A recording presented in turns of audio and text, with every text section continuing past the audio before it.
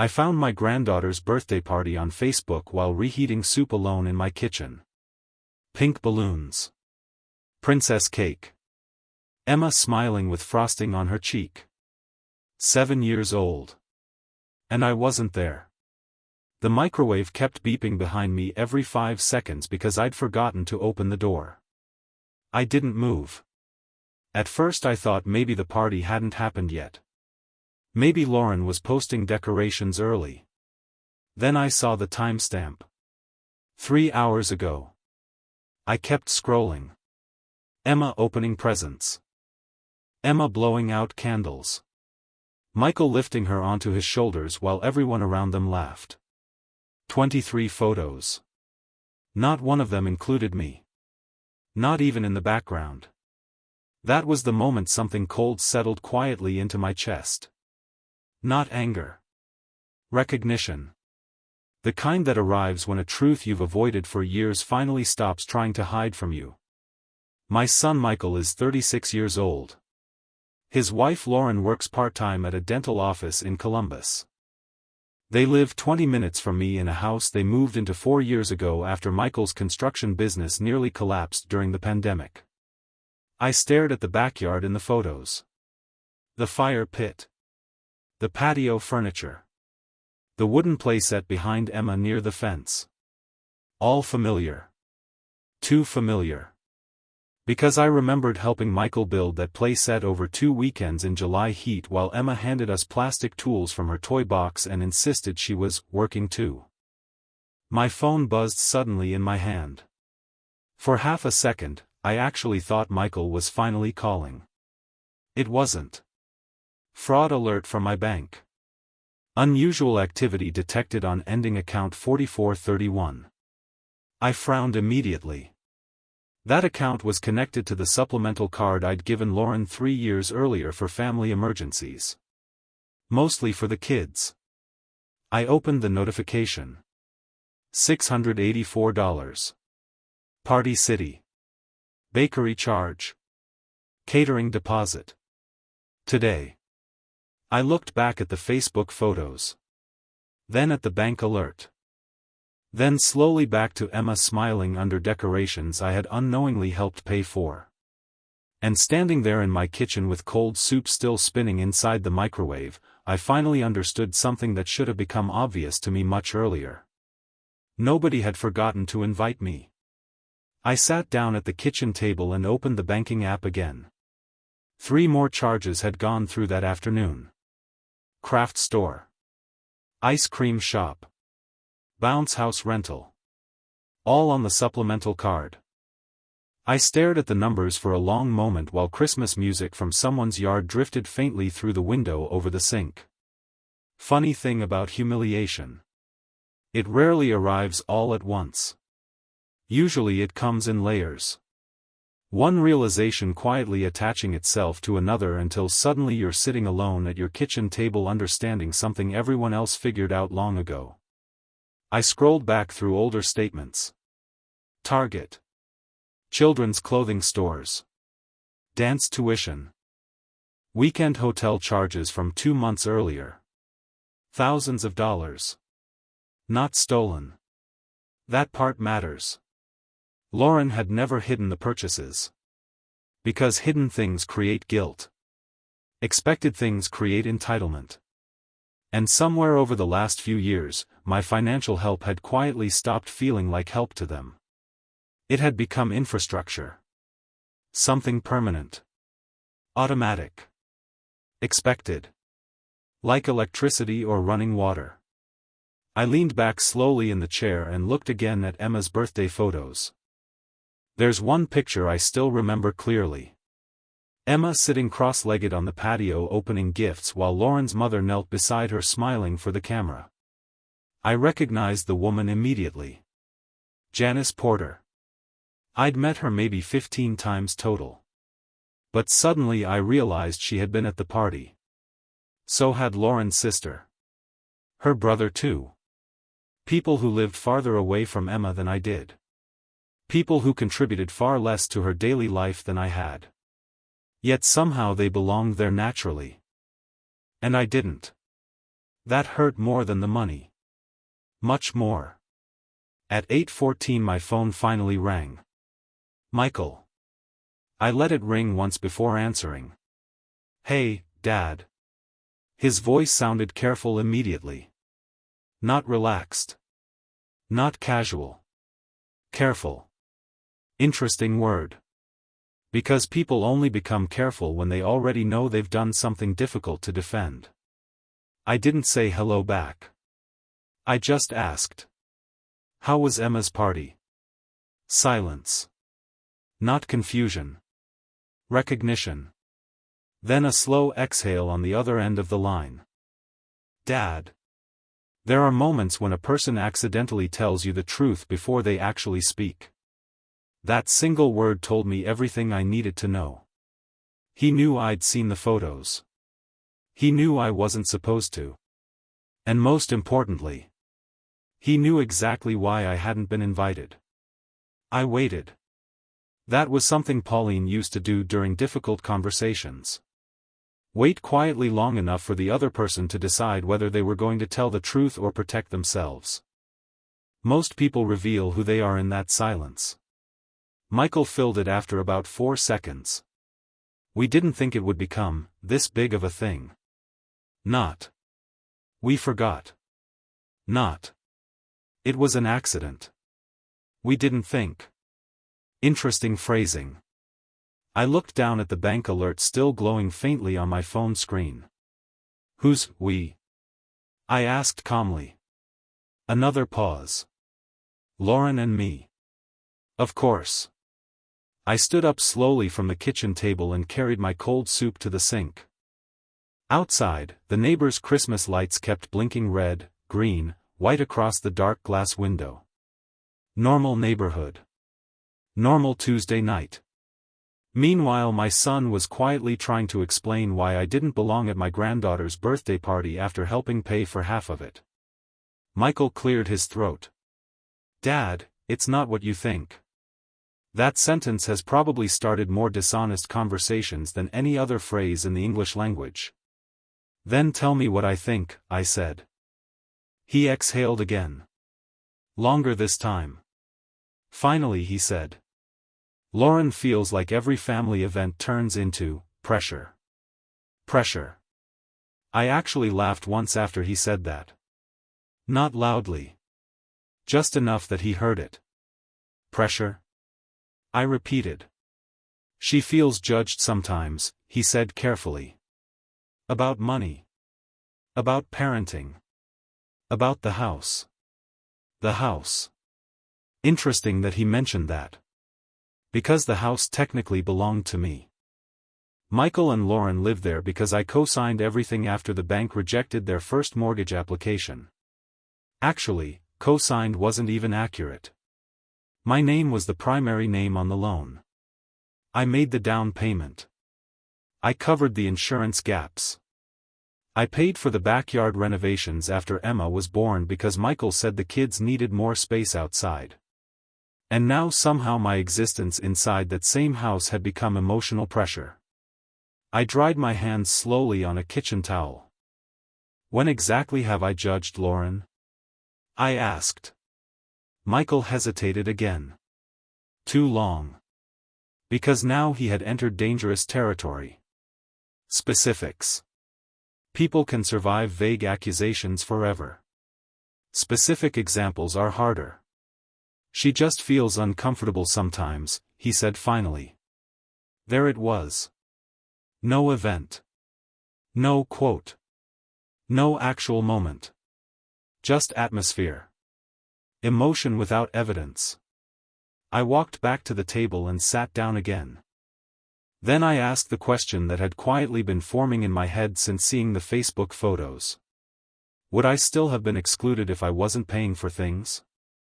The silence after that one lasted much longer. Michael didn't answer immediately. Then he said something that hurt worse than if he'd yelled at me. Dad, why does everything always come back to money with you? I stood completely still in the living room after that. Because there it was. The full inversion. I had spent 4 years quietly keeping their life from collapsing. And somehow the uncomfortable part now wasn't the dependence. It was me noticing it. Outside, snow drifted slowly past the front window. Inside, Pauline's photograph sat beside the fireplace smiling at something outside the frame. Michael kept talking. She just wanted one event that didn't feel complicated. Complicated. Interesting word. Because complicated is what people call relationships after gratitude starts feeling inconvenient. I walked back into the kitchen and opened the banking app again while he was still talking. The supplemental card. Monthly transfers. Mortgage autopay. All sitting there neatly arranged on the screen. Quiet systems I had built one payment at a time. Dad, are you even listening? Yes. And for the first time in years, I actually was. Not to the excuses. To the pattern underneath them. I clicked on the supplemental card settings. Temporary freeze. A confirmation window appeared. I stared at it for 2 seconds. Then pressed confirm. Michael was still speaking. Lauren, just feels like sometimes there's this expectation that because you help financially, you automatically get access to every. The line cut off suddenly. Not the call. Another incoming notification.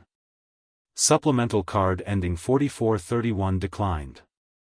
Merchant attempt. Target, $214.63. I looked at the message quietly. Then back at Pauline's photograph across the room. And very calmly, I realized something that changed the entire shape of the conversation. Lauren was shopping while Michael explained why I was making family events emotionally difficult. At 8:31 on a Tuesday night. Using my account. Michael stopped talking abruptly. Then I heard muffled voices on his end.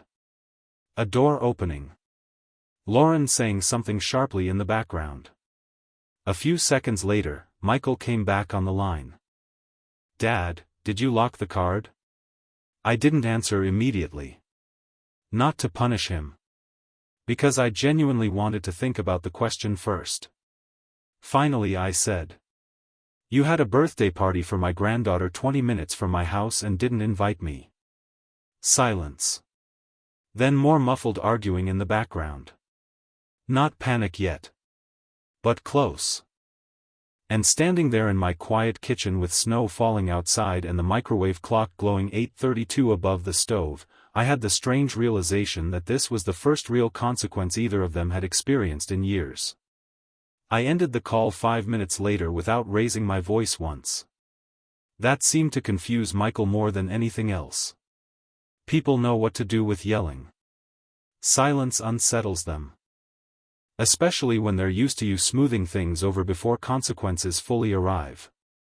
The house felt unusually quiet after I hung up. Not peaceful. Hollow. I stood at the kitchen counter looking at the frozen supplemental card on my banking app while snow continued falling softly outside. Then I opened the mortgage account. Monthly transfer. $2,940. Scheduled for the 15th. 10 days away. For a long moment, I simply stared at the screen. Funny thing about long financial arrangements. You stop seeing them as choices. They start feeling permanent. Automatic. Like weather. I thought about Emma blowing out birthday candles 3 hours earlier while Lauren's family filled a backyard I had helped build. Then I thought about something Pauline once told me during a fight about Michael years ago. If you remove every consequence from someone's life long enough, she'd said calmly, eventually they stop believing consequences exist. At the time, I thought she was being too harsh. Standing alone in my kitchen at 68 years old, I realized she'd simply been earlier than I was. I canceled the mortgage transfer. The confirmation window appeared immediately. Are you sure you want to cancel this scheduled payment? I pressed confirm. Then the car payment. Then the insurance transfer. One after another. Quiet clicks. Quiet endings. No drama. No speeches. Just systems shutting down. My phone rang again before I finished. Lauren this time. I let it go to voicemail. Then another call immediately after. Then Michael again. Then Lauren. Then Michael. By 9:12, I had 11 missed calls. At 9:14, a voicemail notification appeared. I played it without moving from the counter. Lauren sounded furious. Not emotional hurt furious. Practical panic furious. Daniel, what are you doing? The card just got declined and Michael said you cancel things without even talking to us first. Emma's dance tuition comes out tomorrow morning. If this is about the party, then honestly this is exactly the kind of emotional reaction I was trying to avoid. I listened to that message twice. Not because it upset me. Because one sentence inside it quietly rearranged something in my head. The kind of emotional reaction I was trying to avoid. Reaction. Not conversation. Not relationship. Not hurt. Reaction. Like my role in the family had slowly become managing my responses well enough to remain useful. I deleted the voicemail. Then I opened my contacts and scrolled down to Jeffrey Martin, estate attorney. It was almost 9:30. Too late to call. So I sent a short message instead. Need to review house ownership and estate documents immediately. Please call tomorrow. I set the phone down after that and looked around the kitchen again. Same cabinets. Same overhead light. Same winter silence pressing softly against the windows. But something had shifted. For the first time in years, I wasn't trying to preserve the arrangement anymore. I was finally looking directly at it. I woke up the next morning to 23 unread messages. Most were from Michael. A few from Lauren. One from Lauren's mother, Janice, who apparently now considered herself involved enough in my finances to offer opinions about them. I ignored all of them and made coffee instead. That probably sounds cold. Maybe it was. But after years of immediately solving everyone else's emergencies, there was something strangely clarifying about letting the phone sit face down on the counter while the world continued spinning anyway. At 8:07, Jeffrey Martin called. Jeffrey had handled my estate planning since Pauline got sick. Practical man. Measured voice. The kind of attorney who never sounds surprised because surprise usually means someone failed to prepare. I explained the situation briefly. Not the emotions. Just the structure. House in my name. Recurring financial support. Adult son living beyond his actual income. Recent family conflict. Jeffrey listened quietly. Then he asked one question. Daniel, if something happened to you tomorrow, would your current estate arrangement still reflect reality? Reality. Interesting word. Because the truth was, my documents reflected guilt more than reality. I stared out the kitchen window while snow collected softly along the fence line. No, I said finally. That's what I suspected, Jeffrey replied calmly. We scheduled a meeting for Thursday morning. After the call ended, I finally checked the messages. Michael started emotional. Dad, please call me. Then defensive. You can't just shut everything off overnight. Then practical. The mortgage payment is due next week. Interesting progression. Not. Are you okay? Not. Can we talk? Systems first. Lauren's messages were shorter. Emma's dance tuition bounced. Then. We need to resolve this immediately. Need. Another interesting word. By noon, Michael was at my front door. No warning. No call ahead. Just knocking hard enough that I could hear it from the upstairs hallway while sorting old tax folders in my office. I took my time going down. When I opened the door, he looked exhausted. Same winter coat. Same tense jaw he'd had since he was 16 and trying not to cry after losing a baseball game. Only now he was 36 years old standing on my porch because the financial structure underneath his life had suddenly shifted. "Can I come in?" he asked. I stepped aside without answering. He walked into the kitchen and stopped almost immediately when he saw the legal folders spread across the table. House documents. Insurance papers. Estate files. For the first time since the birthday party photos, real fear crossed his face. Not fear of me. Fear of permanence. "Dad," he said carefully. "Are you seriously selling the house?" I looked at him for a moment before answering. Then I said the sentence that finally made him understand this situation was no longer temporary. "I haven't decided yet." And somehow that uncertainty frightened him more than a direct threat ever could have. Michael sat down slowly at the kitchen table without taking off his coat. That alone told me how nervous he was. When he was comfortable, he always settled into rooms completely. Shoes off. Fridge open. Cabinet doors half closed behind him. Today he looked like a man waiting to hear whether the floor underneath him was still solid. Neither of us spoke for a few seconds. The refrigerator hummed softly behind us. Snow tapped lightly against the kitchen window. Finally Michael looked at the estate folders spread across the table and asked quietly.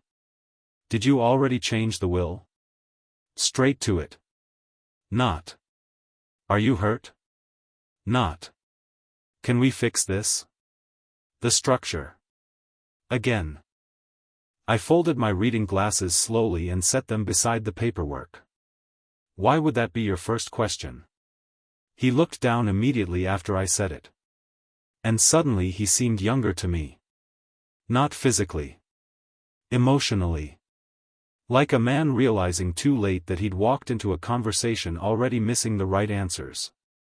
"That's not what I meant," he muttered. "No?" Silence again. I watched him stare at the mortgage documents sitting near his elbow. His mortgage documents. Or at least that's probably how they felt to him after 4 years of living there. Finally he rubbed both hands over his face and exhaled hard. "Lauren thinks you're trying to punish us." There it was. Punishment. Interesting how quickly consequences begin feeling personal to people who never expected them to arrive. I leaned back slightly in the chair. "If I wanted to punish you," I said calmly, "I would have shut everything down years ago." Michael didn't answer. Because unfortunately for both of us, he knew that was true. I looked toward Pauline's photograph near the fireplace again. Then back at my son sitting across from me at the same kitchen table where Pauline once helped him study for algebra tests. Life moves strangely. One day you're teaching your child how interest rates work using scratch paper and a pencil.